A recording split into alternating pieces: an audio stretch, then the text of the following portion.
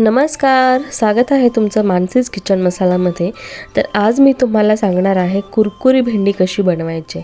म्हणजेच जर कोणी आपल्या घरामध्ये भेंडी खात नसेल आणि आपल्याला ती आवडत असेल आणि आपल्याला असं वाटत असेल की सगळ्यांना पण भेंडी खाल्ली पाहिजे, कारण की घरात आपण काम करतो, आपल्याला माहिती असतं किती काम पडतं ते.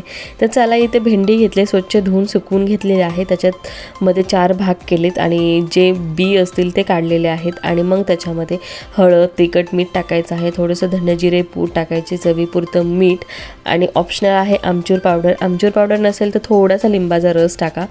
आणि इथे कॉर्नफ्लॉवर टाकलं 1 चमचा. जर तुमच्याकडे कॉर्नफ्लॉवर नसेल तर तुम्ही तांदळाचं पीठ टाकू शकता. आणि इथे बेसन वापरले.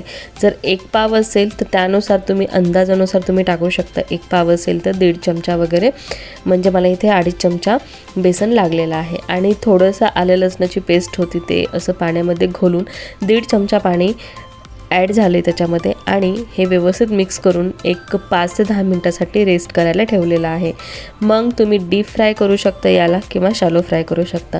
मी तर प्रेफर करेल की शॅलो फ्राय करा, कारण याच्यातही छान होतं, तेलाचा जास्त वापर होत नाही. आणि तुम्ही बघू शकता तेल गरम झालं की असं व्यवस्थित असं सोडलेलं आहे. एकदम सोडायचं नाही ते, नाहीतर ते चिटकून बसतं आणि मग आलटी-पालटी करायची आहे. तर तुम्ही बघू शकता, तर खालच्या बाजूने चांगली व्यवस्थित भाजली गेलेली आहे, चांगला क्रिस्पीनेस आलेला आहे त्याला.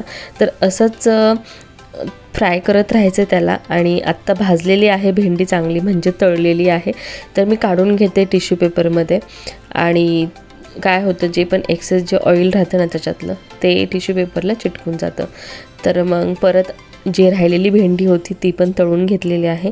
तर तयार आहे आपली कुरकुरी भेंडी. तर मी टिश्यू पेपरमधून ताटात काढते. तुम्ही थोडंसं याच्यावर चाट मसाला टाकला ना तर खूप भारी होईल. तर कशी वाटली कुरकुरी भेंडी? आणि आहे ना एकदम टेम्पटिंग, आणि एकदम खायलाही एकदम सुरेख आणि इतकी छान लागते ना. तर आवडली असेल तर लाईक करा.